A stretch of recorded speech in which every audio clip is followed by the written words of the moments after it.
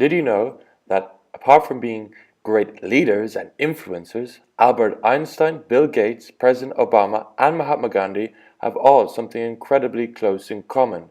They're actually all introverts. That being said, however, contemporary corporate cultural trends are continuously catering specifically to that of the extrovert. So what exactly is an introvert? In terms of the workplace, employees all have different psychological needs and responses. The most obvious psychological difference is between that of the introvert and extrovert. Let me explain these differences in a little more detail.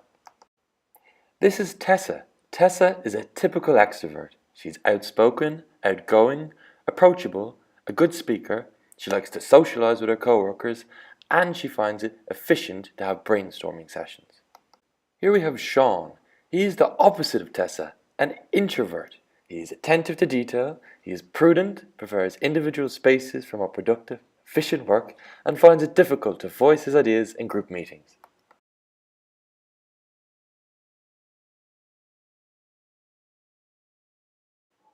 The majority of modern companies use open plan offices, with the argument in favor being the promotion of greater levels of employee collaboration.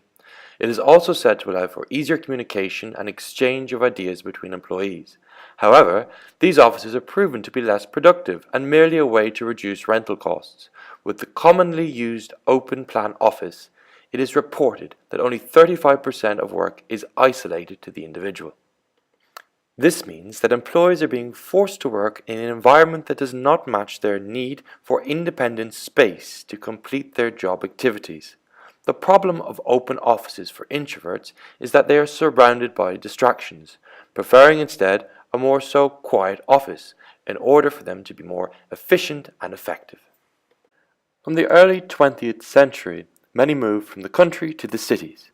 However, since many had come from a culture of quiet integrity, they had to switch to a more extrovert character in order to stand out and have better prospects for their careers, with employees favoring extrovert traits instead of those associated with introversion. The recent trends toward hyper-connectiveness has only reinforced an ancient prejudice against introverts. Many companies unconsciously identify leadership skills with extroversion. Management guru Jim Collins suggests that chief executives who stay longest at the top of their industries actually tend to be quiet and self-effacing types. They are people who put their companies above their egos and frequently blend into the background.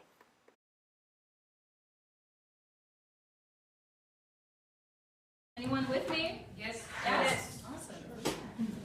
Ooh, let's go. Who else wants to come? Do you Go want to ahead, come? guys, go ahead. Come on, I'm really, come on, I've got so much work. Everybody's I need to go.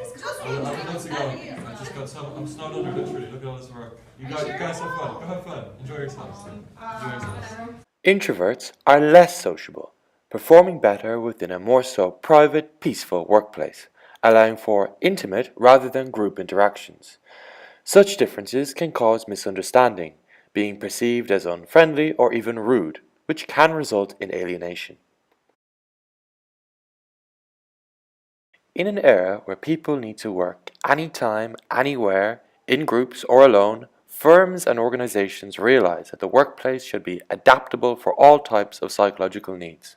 Companies have moved from the traditional to a modern open plan office, but instead of one size fits all, the most effective solution for the future is activity-based working.